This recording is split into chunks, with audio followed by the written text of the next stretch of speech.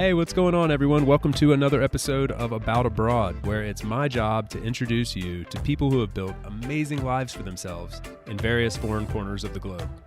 We're talking with expats and thought leaders about moving abroad, remote work, visas, and all the fun and practical knowledge that you need to know to follow in their footsteps.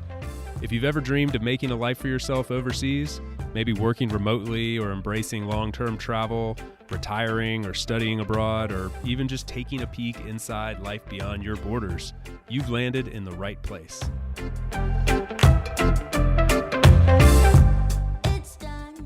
My guest today is my new friend Serena, who joins me from Italy, but she has used a variety of methods to travel around the world significantly in a lot of different countries. So this conversation takes us from Sweden to London to China and Ireland and all the way back around to Italy, where she's doing some really interesting things as the co-founder of Kino Italy, bringing remote workers to some very authentic destinations, sort of off the beaten path, for month-long experiences with a group of like-minded people, giving them really authentic Italian experiences with the locals and tapping into all of the natural beauty and culture and tradition that they have there. So I wanted to dive into what they're doing with Kino. I also wanted to just discuss some of the different areas around Italy for those of you that are considering traveling there or going to spend some significant time there. This was a lot of fun. Serena is doing some really incredible things with Kino, and also just a great person to talk to about travel and everything that they have going on in one of my favorite countries in the world. So this was a blast for me. I hope you all enjoy it as well. Please help me in welcoming Serena to About Abroad. Yeah, the timing for this conversation is really good because I can't remember if I told you this when we scheduled, but I'm actually leaving for Italy in just a couple days, and we'll be spending a few months there. So I've got some like a good Italian vibes going that happened to be the same week that I get you on here. I think you're full on with Italian vibes lately because you've also been to Italy, I think, with your team retreat. Yeah. So we'll hear more Yeah. about that. That's true. Yeah. It's been a full on Italian summer, a Mediterranean summer for me, I guess. Like, spent most of it here in Greece and now, working my way back to Italy. And yeah, the team retreat in Tuscany was awesome. That was like one of the best experiences I've had in a really long time. You Italians are very hospitable. Yeah, that's one of our, perks. The Yeah. top-notch hospitality. That's true. You are currently in Italy, but I mean, if I understand your story correctly, you've spent a lot of time living in other parts of the world too. Is that right? Yes, so right now I'm at my parents' place. So that's my hometown. I'm from a town called Desio, which is, I think, the closest city you might know is Monza. If you are a Formula One fan, I don't know if you know the place, but you're not. Maybe someone knows, but it's north of Milan, like 20 minutes from Milan, and 30 minutes from Como Lake. So that's where I'm from originally, but I've been living abroad for many years, so I don't live here. I just pass by frequently. Not a bad place to circle back to. That region there between like Switzerland and north of Milan is insanely beautiful. I mean, I know people know of Lake Como, and maybe some of the towns on and around Lake Como, but like if you ever just get to like drive around there or spend some time in that area, I mean, it's truly one of the most beautiful places in the world. Like where you have like palm trees lining these beautiful lakes that are surrounded by like alpine peaks and all these really beautiful little villages like are tucked in around there. I mean, it really is like a little paradise. Yeah, it is beautiful. I mean, Como Lake or Lago di Como is very famous. And of course, the towns on the lakes are very crowded with tourists. So probably as a local, let's say I'm not too keen on, mingle too much with that crowd. But last Friday, I went with some friends for a happy hour. They're from there. So we went for this aperitivo. And we were driving by the lake to reach the destination, a place called Cernobbio, which is a beautiful place. And I was like, okay, of course it is so popular. It is just so beautiful. Like, it is truly beautiful. Yes. Yeah. Yeah. Sometimes when you grow up in an area, I think especially like when you're in one of these areas where there's just a lot of tourism, the tourism's there for a reason. It's like it's an amazing place and people come to see that. But I think you can like take it for granted, and also it can sometimes be tainted a little bit by the over tourism. I think honestly, like, do you feel like that's getting a bit worse in Europe in general? I mean, I know this summer was like really heavy for tourism, like setting record numbers. But like in general, do locals in Italy feel this is something that's happening like on a mass scale? Well, I think in Italy it's always been the case with bigger cities.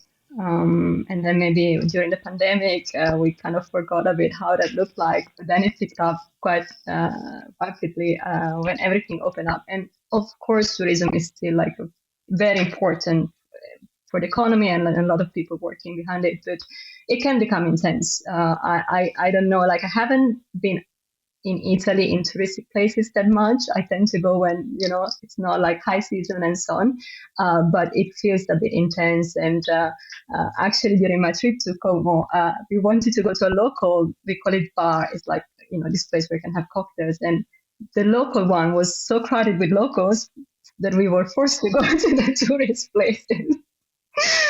But we had the lake view, so, but it was fun. And there's beauty also in it. Like otherwise, everything would feel probably a bit boring and nothing happening in certain places. So, like I think tourists are still a exciting part of certain destinations. I think the problem is when it's just too much. And I've heard this, for example, from a friend who's Albanian, and she's been living in my town for a very long time. And she was telling about Albania, and it kind of exploded as a destination this summer. And she was saying, my family, they're just not going at their by the sea houses because it's just too crowded. And there it was quite sudden. So it can become a problem. So I think we need to diversify the destinations we are targeting.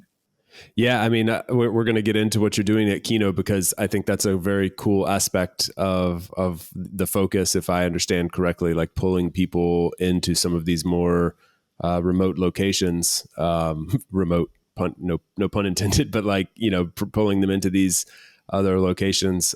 Before we get to that, I am very curious because I did like hear a little backstory on you, and am just I'm curious about it because I'm just actually curious, and then also because I think it can be interesting for people listening who are exploring, a bit more about living abroad, traveling, spending significant time in other countries. And it sounds like you've done a good bit of that via a variety of different methods. So, very broadly speaking, like I wonder if you can kind of speak to that, like take us back in time a little bit and tell us about some of those experiences that you've had living in other places, and sort of like the methods that you used to get there. Like one of them, for example, I believe I read or heard somewhere that you were an au pair at one point. So I'm kind of like referring to that whole phase. Yeah. Yes, that was my very first experience abroad. And probably even before I left, I was starting with like playing with my mind. Like, I want to go abroad and I want to explore places that are not my hometown. I've always had that within me as a kid. And actually, my mom was an au pair herself in the 70s. She went to Germany as an au pair. And, going as an au pair, even just to Germany, but in the 70s was kind of a drastic thing, like no WhatsApp. She had to write letters. Apparently, my grandpa was crying all the time. He would call her at the phone. So it was a very, very different experience. But so listening to her stories, I was really convinced, okay, once I finish high school, I want to go abroad before starting university. And so I landed on being an au pair in Ireland. So I went to Dublin. I was living just outside Dublin in a place called Lucan. So there are a lot of little towns around Dublin, but it was so easy to commute to the city. And it was still today, I think that's one of the best years of my life. Being an au pair was a way to kind of transition from Italian family life to still kind of family life, but with an Irish family, which was a very unique way to explore their culture and traditions and understand how, you know, Irish people, behave and live their family traditions and experiences. So that was quite precious. I was studying English in the meantime, and I met so many nice people from all over, mainly girls, because I don't know if au pairing is still a thing, and if now it has been taken over by boys as well. But back then we were mainly all girls. I think we just met like I've just heard of this one guy. I haven't met him in person. Probably now things have changed. It's cool. It kind of provides you like a little bit of a community though. Like, I mean, I guess like in case somebody's wondering if you haven't heard of this, like it's a fairly normal thing to do, I think, to use an au pair program to go and like basically become like a child care, like a caretaker for a family. And they put you up, like, is this all kind of correct? Like they put you up in a house and they kind of take care of you, but you take care of the kids, and it's for a set period of time, like 6 months or a year or something like that. Yes, I think you can decide on the stay. I went for an agency and I decided to do like 10 months. And I was very lucky. My kids were really low maintenance. They were already kind of grown up. So I just had to make sure they were surviving their games outside and not really having to do that much, and just helping a bit with house course. But other than that, I had a lot of time to go out and explore and mingle with my friends. And I actually had a girlfriend au pair next door. So I was very lucky, because even when I was at home working, we would just meet for a coffee break and then going back to ironing and cleaning. But it's I think if you want to really experience like a family kind of situation, au pairing, I would recommend it. Yes, and in Ireland especially. Yeah. Yeah. I mean, the Irish people are so welcoming and friendly and easygoing. Like, I think, of course, you can find bad apples anywhere, but like probably a pretty good place to go where you're going to likely get a decent situation. And because it all depends on the family, right? Like if you, it could turn into a rough stay if you've got a nightmare of a couple kids or a family that expects a lot out of you or doesn't provide you with a great accommodation. And do you get much like choice in the matter? Like, or does the agency just kind of like place you? So I went through an agency, but you can also do it by yourself. There are platforms out there. I think one is called Au Pair World or something like that. So you can actually check the profiles, and it's a matchmaking between au pairs and families. In my case, my family wanted some sort of extra insurance, so we went through the agency. And I remember the first option was a single mom with a very young kid, probably like a baby. And I was 17. I didn't really feel like I wanted to take on that responsibility, because actually for families, they really lean on you if they are single parents and so on. So I said, well, can you give me another option? Otherwise, I'll take it. And yeah, the other option went very well. I gotcha. Okay. All right. That's good to know. That's good to know. Well, thank you. I've actually like, I know of au pairing, but I was trying to think through, like, I don't think I've ever had anybody on the show that touched on that. And, part of the goal here with About Abroad is just to share different avenues to exploring a life abroad. And so I think it's not really what we're here to talk about today necessarily, but I think I wanted to take advantage of the opportunity to shed a little bit of light on that. For sure. Were there any other stints before you kind of circled back to Italy, like where you spent a decent amount of time in other places? Oh, yeah, you're nodding your head like, yeah, a lot. So I start with Ireland first chapter. Okay, then I went back to Italy and completed my bachelor in Milan. But then I knew I wanted to go abroad again, so I decided to take my master course in Sweden. So instead of finishing my studies in Italy, I applied for a master program of 2 years at Uppsala University. Uppsala is a town north of Stockholm. So I moved there and studied sustainability studies.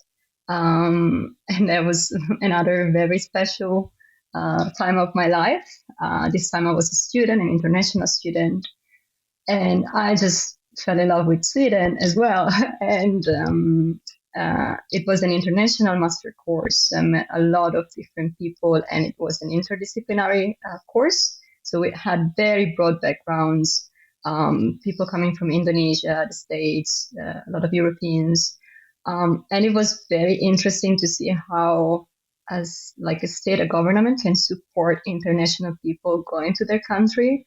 I will be forever grateful to to Sweden for the opportunity to study there. I was shocked. I didn't pay really €1 for not even printing a document. It was all free education, and it was high level education. And this still today, this shocks me positively, of course.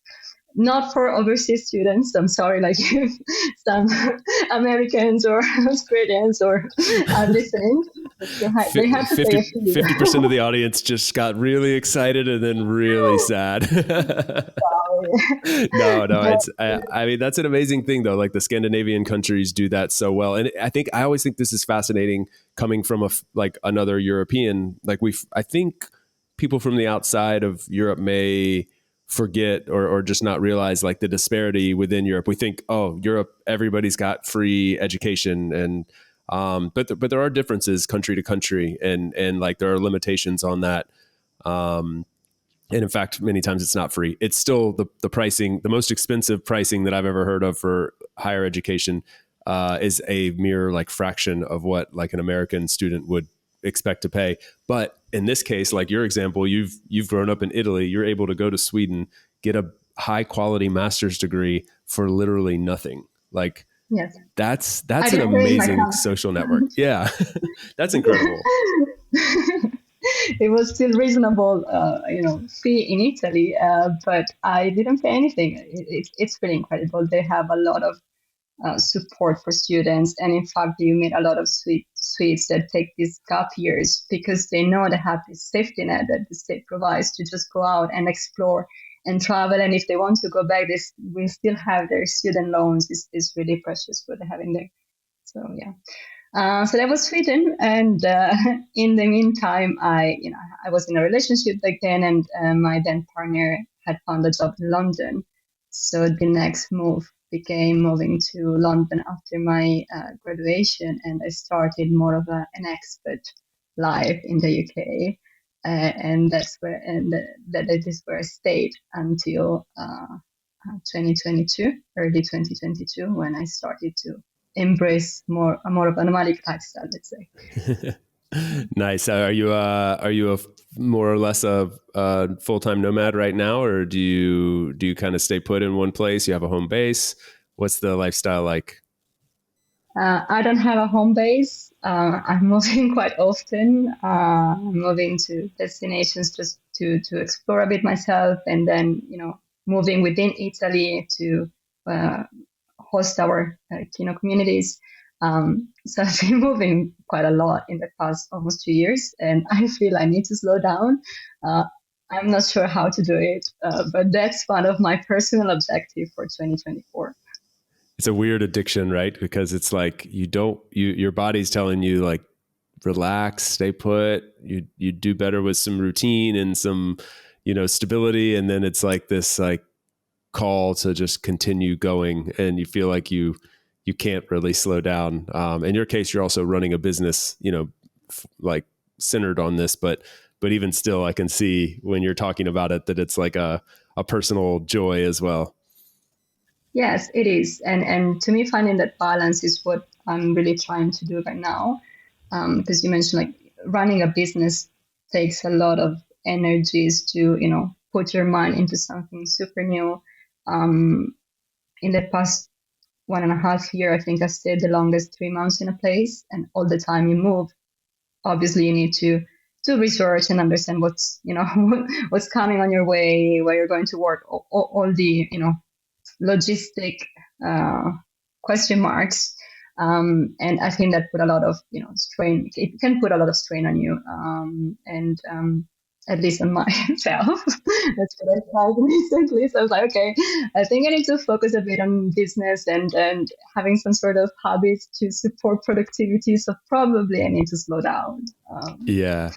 Yeah, I mean, but what you're doing is super cool. I've been following along for a while, and I know some people that have been on your trips, and so I obviously have a little bit of context. And you can, I won't try to do the disservice of explaining it myself. I'll let you do it. But we already kind of referenced this before, that it's what I really love about what you're doing with Kino is that you're pulling people out of these overly touristy spots and getting them into some of the what I would call like the real beauty of a lot of the, in a place like Italy, for example, where you have these destinations that people love going to. Like a lot of people with their first trip abroad, they're going to think of Italy. They're going to be like, oh, I want to go see Rome, or I want to go ride a gondola in Venice, and, you know, go drink wine in Tuscany.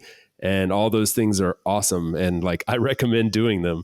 But it's also true that there's like so much beauty and real authentic culture and tradition to be found in some of these other areas. And you're leveraging remote work to bring people there. So I think that's really cool. I'll let you kind of introduce Kino, and then we can dive in a little bit deeper, because I think people will be interested.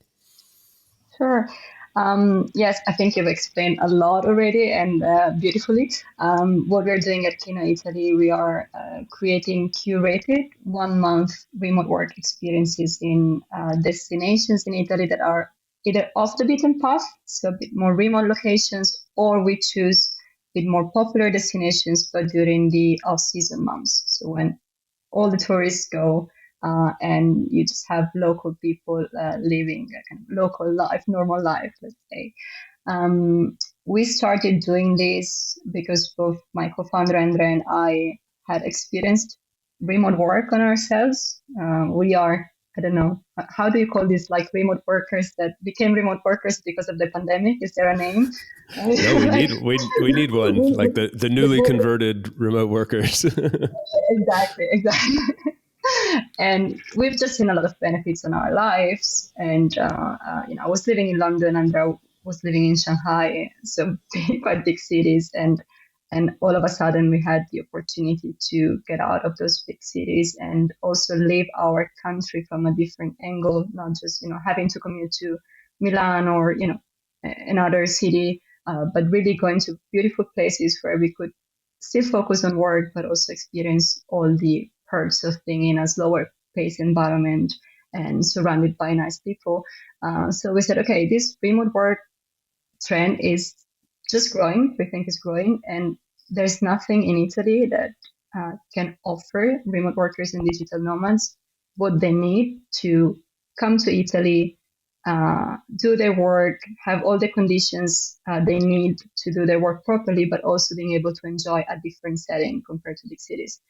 So that's why we created this concept of 1 month curated experiences, because we select destinations that fit all these kind of boxes, the logistic of work plus the amenities and beautiful landscapes.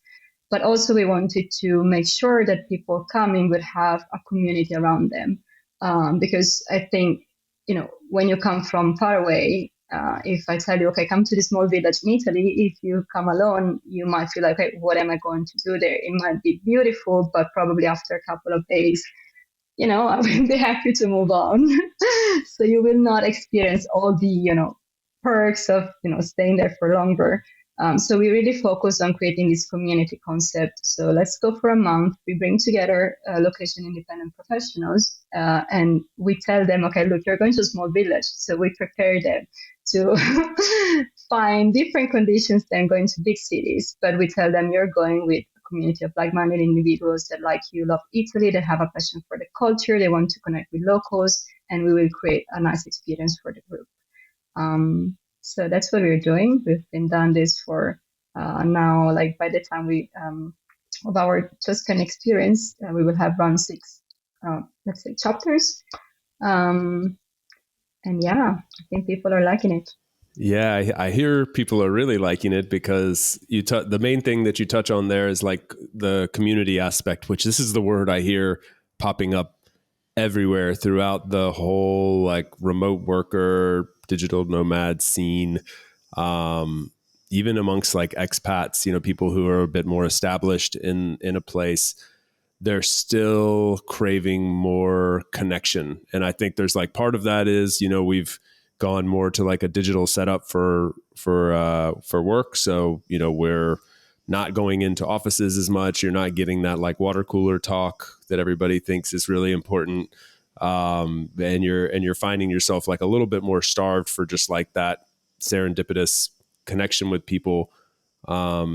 And then I think the other thing is like the traveling lifestyle can be very isolating in a lot of ways, or superficial. Like you're just passing through places, you get to know some people, but you're not really building deep bonds.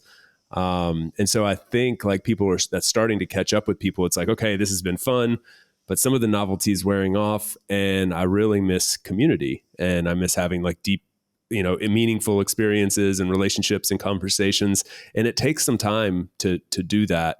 And so it's great to be in an awesome destination in a beautiful location and check off some bucket list items and post some awesome pictures on your social media. But if the destination is sort of just like the backdrop, and you need the people around you, the like-minded people, to make that a really meaningful experience. So combining those two things, especially in a location that like I may not get to on my own, I think makes for a really, really impactful experience. Yeah, and absolutely.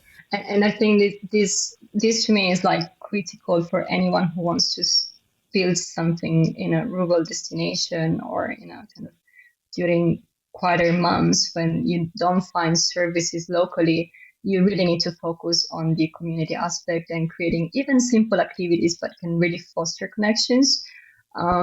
Because we have many beautiful places. Some people in Italy are very, we are the most beautiful.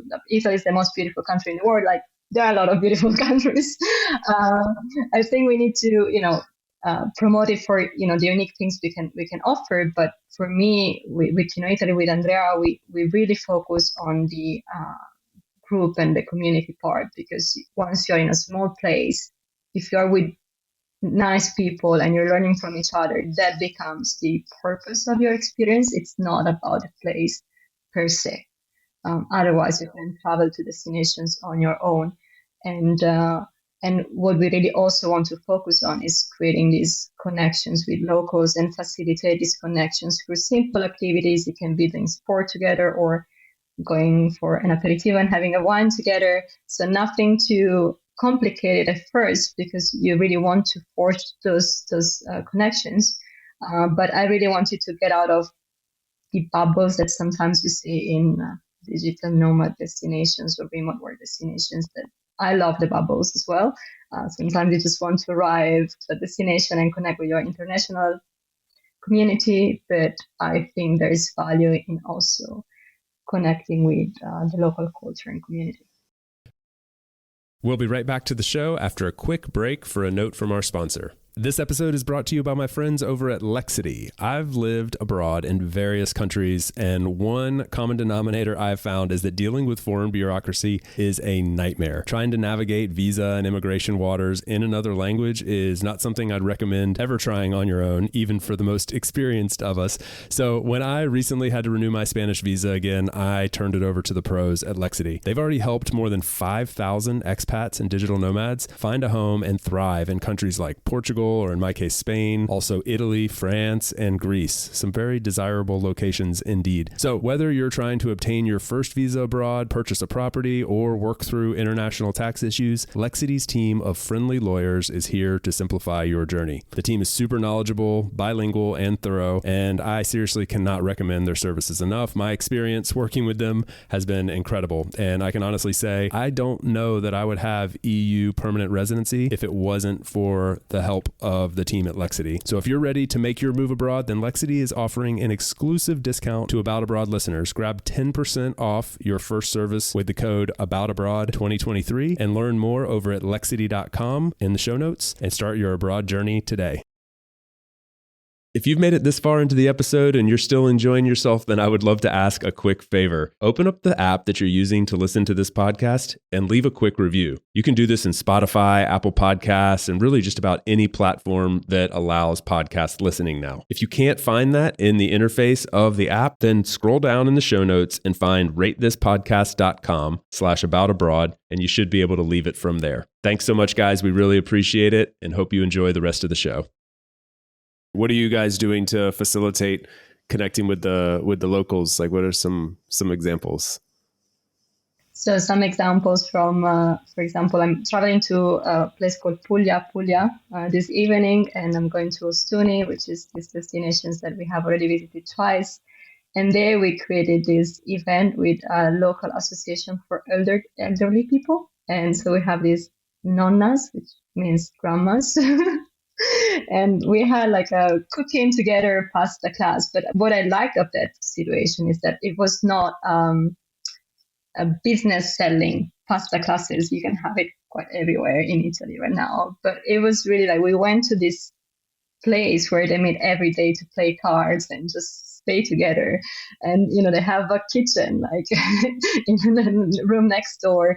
And they welcome us like singing, and then they were talking with us in Italian, and none of the people in the group would understand, but like we also have a testimonial from a girl.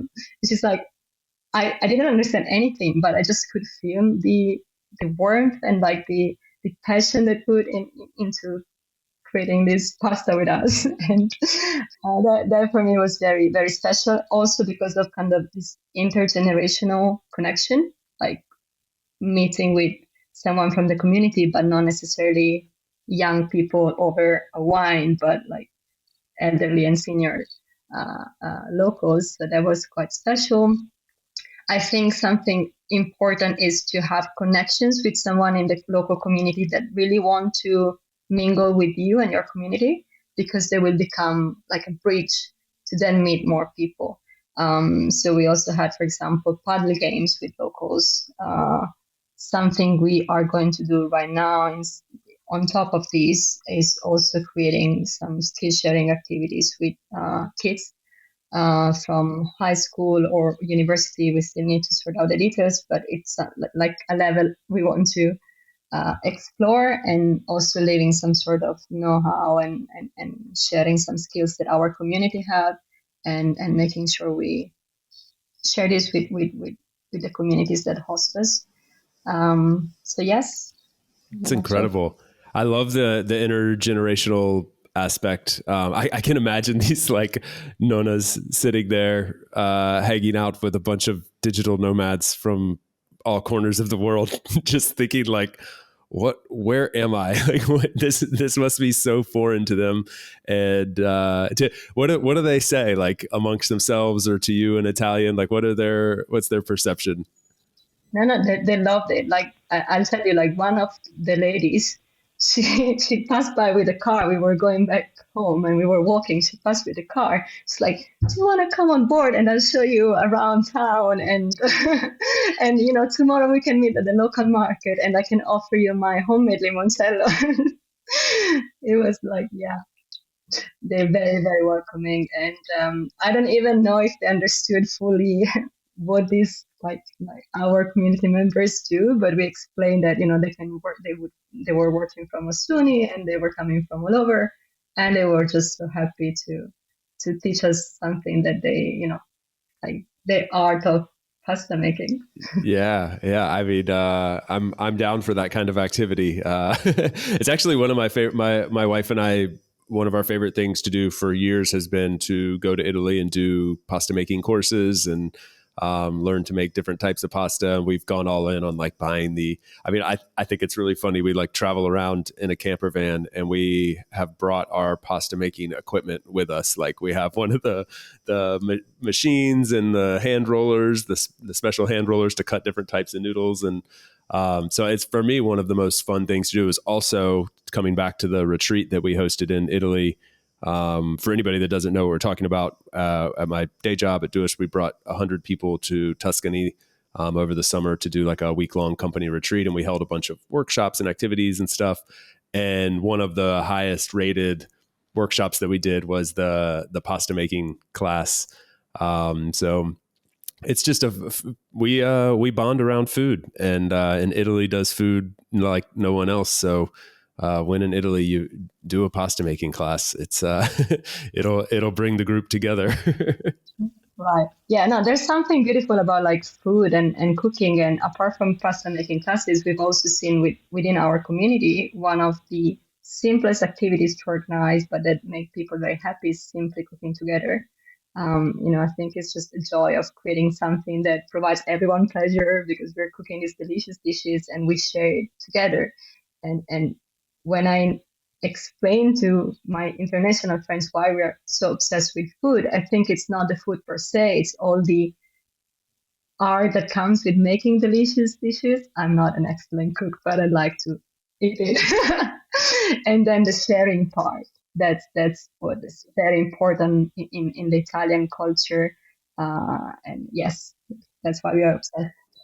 Like in the household, so like when you go to an Italian restaurant, often you can just order your own plate, but they also, at least in the US, we would call it like family style, where you just like share big bowls of salad and pasta and stuff. So you kind of just like order a few things for the table and then you share it. Do you actually do that in the household, or is that like a custom that other countries have taken and Italianized it? You mean at home if we share? Yeah. Yeah. Like when you're cooking at home, is that a normal, like we call it family style. So it plants in my head that this is what you do at home, but I'm just realizing as we're talking now, like, I don't know if that's actually true. I have no idea. But then you just said sharing was important. So Yes, yes. So we do have this. We have antipasti, which is starters that normally are shared small portions of food that comes before the first course, and then we have a second and a dessert. It's like very long. uh, a meal that doesn't happen every day, though. That's also what I want to when I on my mission to kill stereotypes about Italians. Like, we don't have pasta every day. Some of us do, but we don't have these huge meals every day. But when you don't go spoil from it for us, Serena. Come on, we want some stereotypes have to live on. We want to think that we can come to Italy and stay as thin as all of you and eat pasta 3 meals a day. And so if you're telling me that's not true, I'm crying a little bit inside. no, you can do it for sure, and you will find people that will be happy to cook for you. But I think we also say that the Mediterranean diet is very healthy, and that doesn't include 3 pasta dishes per day. It's funny. um, I was sharing with you a minute ago my love for pasta, and the funny thing is like I was talking with my brother recently, and he asked, like, oh, what did you? We were celebrating something, and he asked like, oh, what'd you guys do? And I was like, yeah, we had, we had a nice pasta dinner, and he's like, wow, you guys like really love pasta, and it kind of like caught me off guard because I was like, doesn't everyone like is that not your thing? Do I even know you? And he's like, no, he's like, for me, like if that night would be like, I'd go get sushi or something. And I was like blown away. I was like, oh, I thought everybody just did pasta. Okay. All right. I'm learning something today. okay, interesting. So I have a question for you, if I can. Because you also had people going to, Italy for the retreat. How do you cope with the full Italian kind of recipes? Because that's something when we welcome people, like, we love Italian food. We are great with Italian food. We are not so great with kind of variety. Um, Yeah, this was a huge learning lesson for me. Because I took that for granted, bringing, I mean, especially like, in my case, I brought 100 people there to Italy, to Tuscany, right? Like known for gastronomy. I mean, as is the whole country, but like, like that we're bringing people there and food is part of the experience. So we planned obviously, pasta making classes and every meal and, there was pizza, pasta. It was like stereotypical meals. But when you're bringing people in from all around the world, there's obviously different dietary needs. Like, people are, have dietary restrictions, vegan, vegetarian, whatever. And then you also have like people coming from certain parts of the world where like some things just like literally are like not, they can't eat them or they just will refuse to. And there's very literally nothing on the menu that fits their their needs. So in a place like Italy, where food is such a big part of the experience, and it's very like kind of consistently similar, that presents some challenges that I totally didn't expect. Like in my mind, I thought food is going to be the thing that everybody comes away raving about, and for 90% or 80% of the people, that's true. But for that other 10 to 20%, there was a big issue with like variety. Like I don't want to have pasta every day, or I need like vegetarian options were actually like, if it wasn't just like pasta with red sauce or something, then like really good vegetarian or vegan food was really hard to offer. And also the last thing, which I think you already suspect that I'm going to say, was that like there's a lot of pride and tradition in the way that food is prepared there. And so people don't necessarily want to adjust. Like if you try to get the chef to, well, can you just like leave out the meat? No, it's prepared with meat. It's like, yeah, I get that, but can we do a non-meat version? No, we can't. Like, okay, well, we're at an impasse here. And so, yeah, that actually was a challenge. Not for me personally, for I was loving it, but Yeah, no, I can see how that could unfold.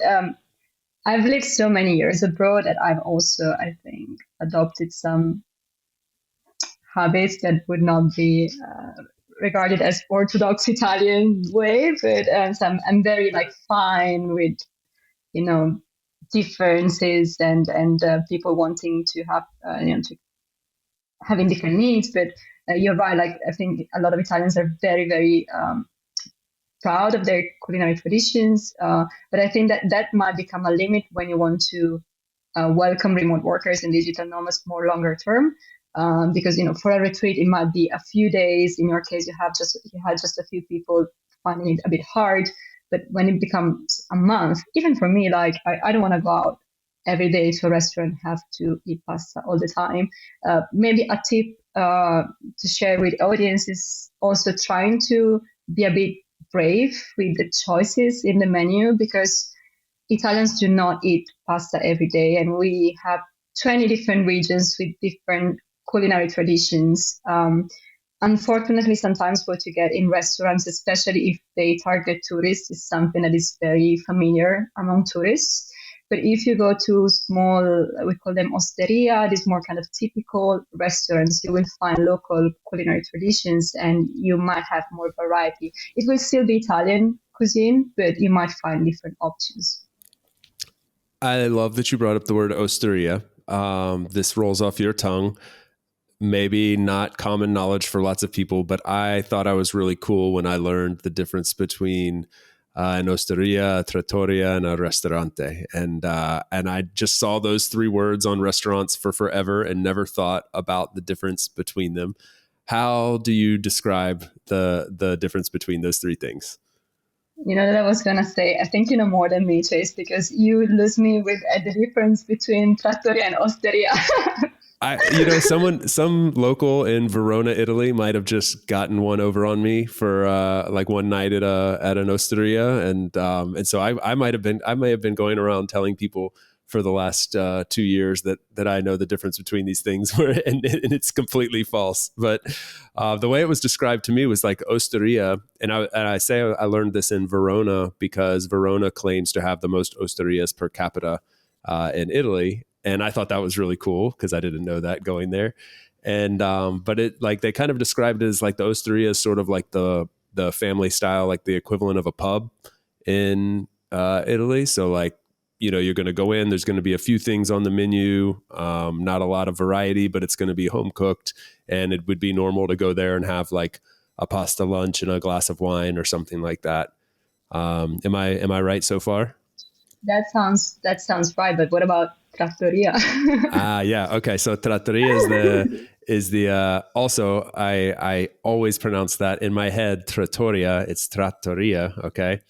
Uh, Epic fail there. And so trattoria would be like the next step up, not quite the ristorante, which is like the white tablecloth, fine dining sort of experience, but trattoria might be like somewhere between the pub experience of an osteria and a white tablecloth, fine dining experience in a restaurante.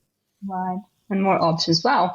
Thank you. I think I can go to it on now, like without like, making some embarrassing comments about restaurants. I will add an extra one. You also have agriturismo, which is a restaurant in a countryside setting where you have the farm, and then they have the restaurant where they cook meals with locally produced at the farm ingredients. Amazing. Agriturismo. Agriturismo. Okay. I like that. That's it. Do you do any of that with Kino? Do you guys incorporate that at all? Yes, we also go for like local experiences over the weekends, and people love the food component, of course, and the wine component. So when you mention like wine and Tuscany, we also do that when we don't work, and we tend to go to these local restaurants. Oh, it sounds so fun. I don't want to. I'm genuinely considering, because I've had some friends go on your trips with Kino. So we've talked about doing that because, as you know, I'm getting ready to spend a stint in Italy, and so I promised my wife I would ask you a few questions during this interview, which I haven't gotten to yet. So this is as much for me as it is for the audience, but just sort of like quick overview on a few things. What is the rough time frame and time frame for experience and rough number of participants, for example, and then I have a few other questions. Yeah. So I'll start from the number of participants. We're normally between 10 and 15 people. So it's a small community, which is nice to facilitate deeper connections among participants. So we saw that people like that type of size. The length is around 4 weeks. And this is something we've been debating with Andrea because from a mission perspective, we want to also create something that is valuable for the destination, and offering something for a week or 2 weeks falls a bit too much for us in the kind of tourist type of experience, while we really want to stay longer and giving the participants the chance to embrace the local lifestyle. So we felt, okay, a month is like good for that. Sometimes we have people asking, can I join you for 2 weeks only? And we're like, oh, shall we say yes or no?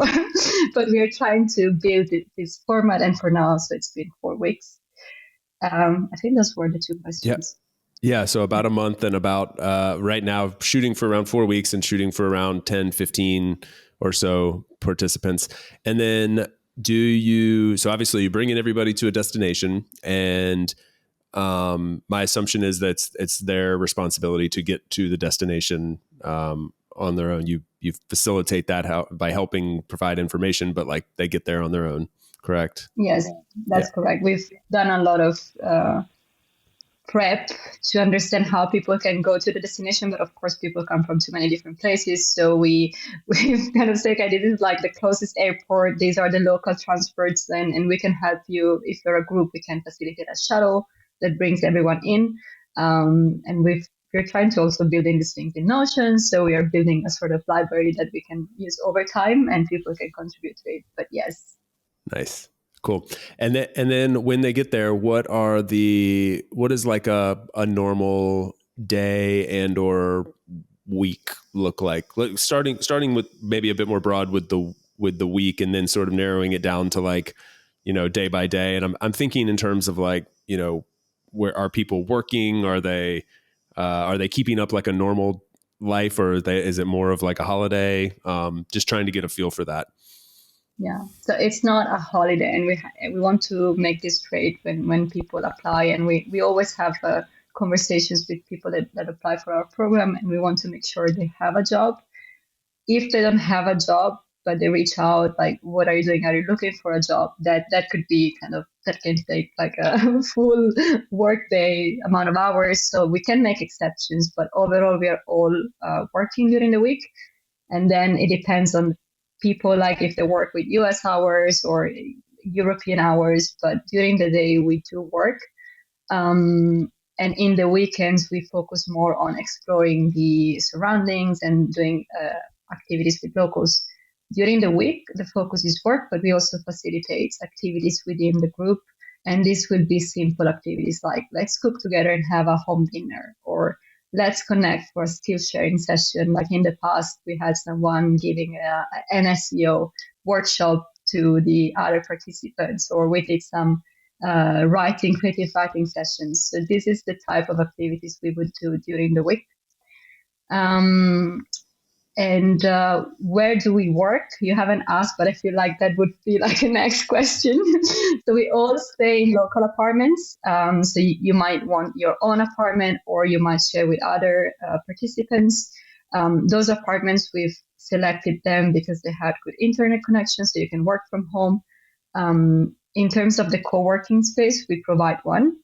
Because we go to small places, there's not an official WeWork style co-working. So we have to be creative. In the places we go, we work with local partners and the local government to identify a suitable place that can be set up as a co-working and that can have stable connection. So that's what we do. It's usually an open space, and people can come during kind of work time hours.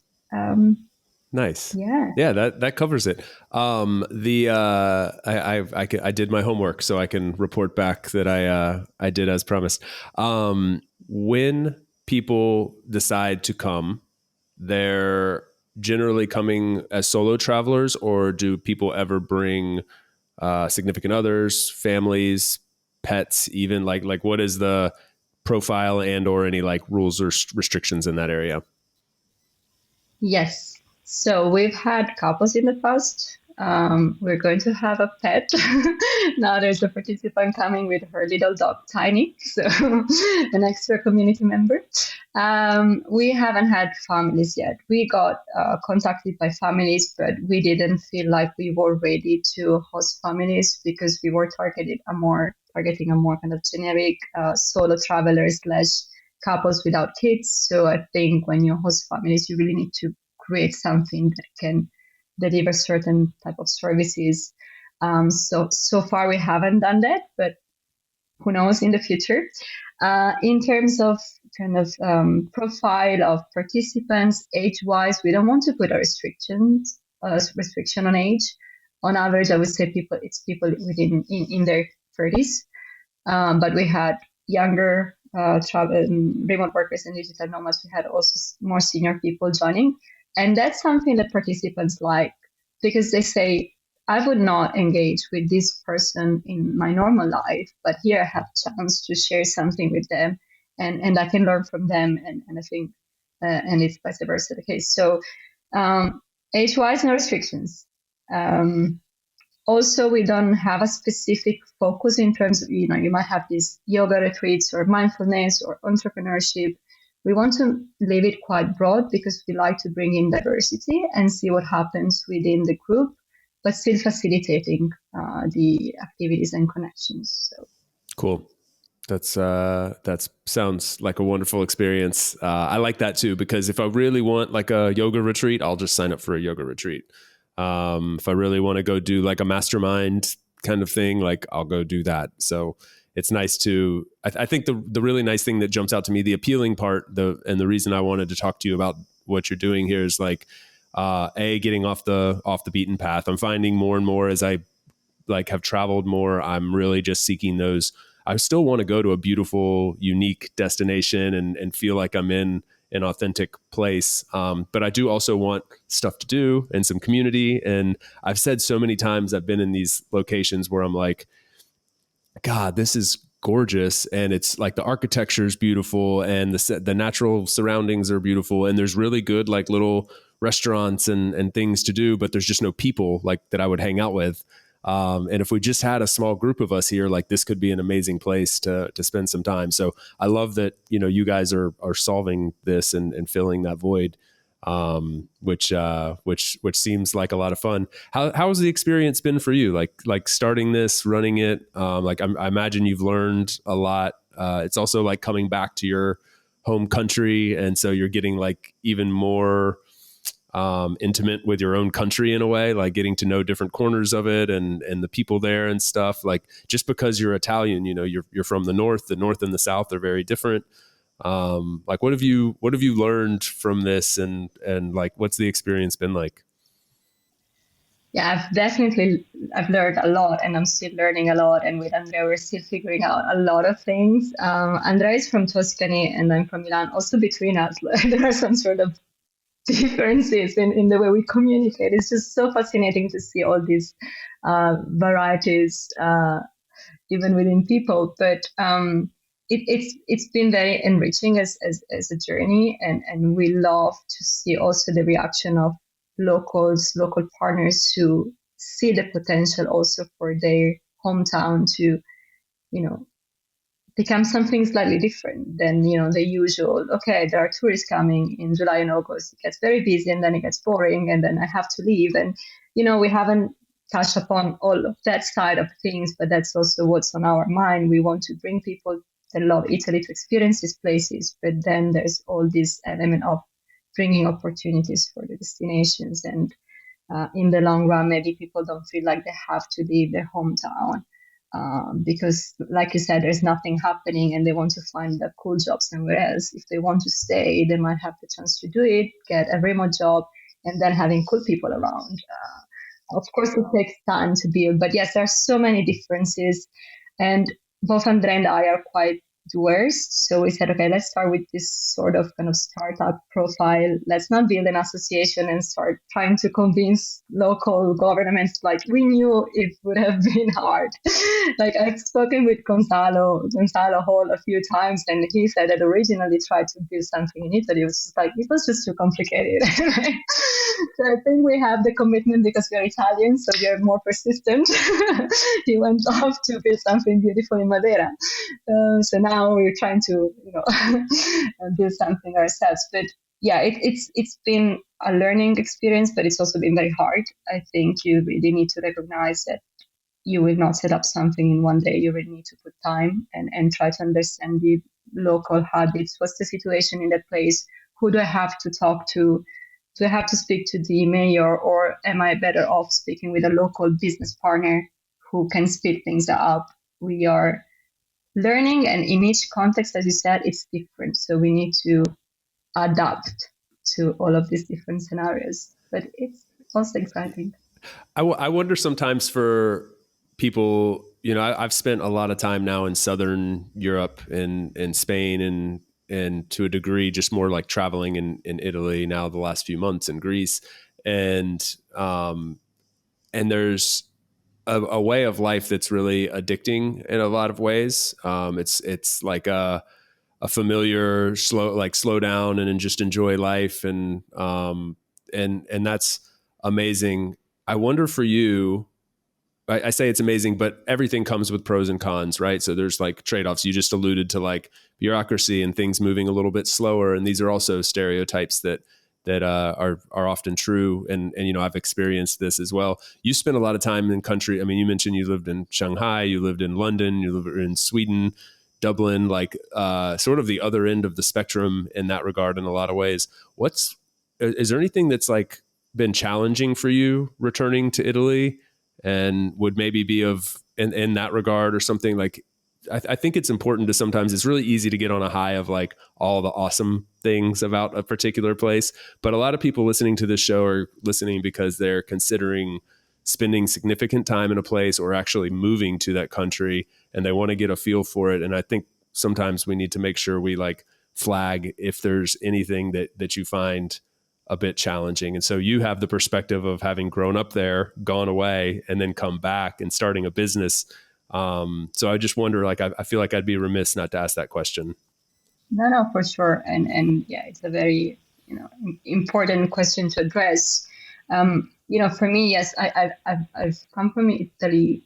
I was not coming from a small town. Like, my town is not a huge city, but still like around 40,000 people, which is very different from a little village or borgo, as it's called in Italian, with like 2,000 people or less. And then going to big cities and returning to, I wouldn't say I've returned because I haven't decided to live in these small towns for long term. So this is also a difference that I think the audience has to bear in mind.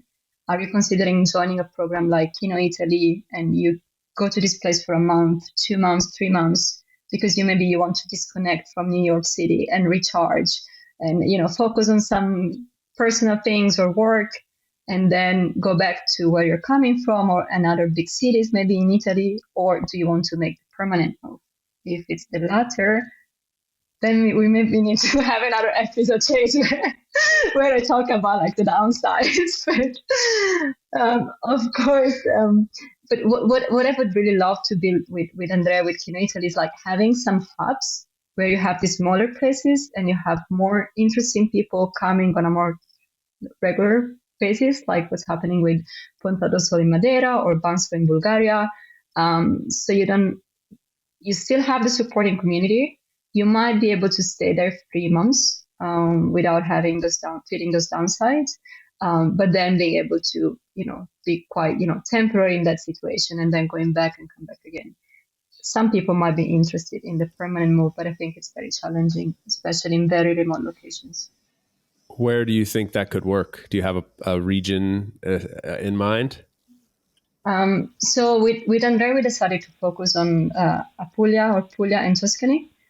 So Tuscany, I think everyone knows Tuscany, but it's more kind of the center part of Italy. And then Apulia is the kind of, if you think about Italy as a boot, it looks a bit like a boot. It's the hill part. And we've been focusing on this region, and it's where I'm going tonight, because it's really thriving as an ecosystem right now. Like the local government is putting a lot of effort into bringing back Apulian people that have studied and worked abroad to build their companies there. So there's this thriving ecosystem that is happening in there. It's been put on the map internationally also, and you have international tourists going there. So you have services, you have bit more popular destinations along the coast, but there are very interesting towns in rural areas. And if we can build an ecosystem in there, the interesting thing is that we saw that and we started building a project there. And just a few weeks ago, the local government announced this big strategy that is called Mare a Sinistra, which means the sea on the left. And it's a strategy to attract talents either back or to Puglia. Why? I have to tell you why sea on the left. It's because if you leave Apulia to emigrate and go abroad, you have the sea on the right. But this strategy is meant to bring people back. So when you go back, you will have it on the left. And I'm so excited about this because it really provides the kind of base to build a thriving ecosystem in the region where you know that the local government is investing in this, and you will have businesses investing in this, and it's just good for our mission. So, yeah. I love it. I think that everyone loves Tuscany. Yeah, everyone loves Tuscany. But I think Apulia is a wonderful location because, I mean, I would rate it as that, like, it's right there on the verge of like still being a little bit off the radar for some people, but on the radar for many as well. Like it's just right there on the cusp of teetering in the other direction. You have, beautiful cities and towns, lots of, wonderful like tourist attractions. People have seen pictures of stuff in Apulia and don't know that it's Apulia, and you have like, big international airport close by that you can get into with Bari and University Town and Lecce. And like you have so much down in that heel of the boot that people are starting to migrate to, I think. So I feel like that's a good region. Maybe not a paradise for mountain lovers, but we can sort out something. We can just move quite next door. There are some mountains. We just like provide something else. But it's quite flat land. But if you like, countryside walking or cycling, it can be also. Well, we could probably keep going for a long time. I know I have to let you get back to work, so I want to make sure we get you out of here on time.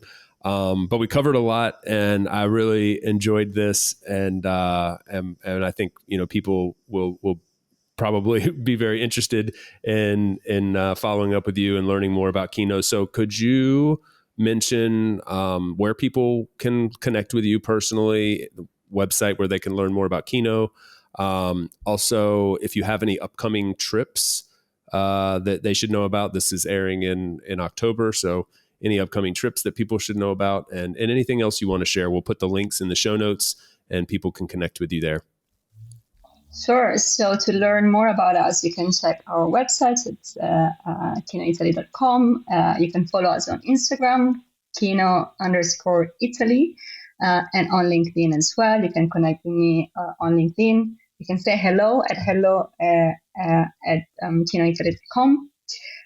In terms of next destinations, we are closing our 2023 with a beautiful remote work experience in Sicily, in a place called Ortigia, which is just an island of 4,000 people just off the coast of Syracuse, bigger city. So we will have this very charming little context, but then just the services and the easiness of the city just quite close by. So we're really looking forward to that one. So we'll leave some links to get more information about that too. I would just invite people to explore Italy. I think if I might just add this last thing, a lot of destinations use remote work projects or projects for digital nomads to put themselves on the map. I don't think Italy needs to be put on the map, but I think through these projects we can show a more authentic version of our country. So if you really want to deep dive into Italian culture and just enjoy, something that is not, usual postcard scenarios, just have a look at what we're doing. But there are also other people who are trying to do beautiful things. So more to come from our country. Great way to wrap it up. Well, grazie mille. And I look forward to hopefully joining you. I hope About Abroad listeners will as well. And really enjoyed this. I look forward to seeing you again soon. Thank you, Serena. Likewise. Grazie, Chase. Ciao, ciao.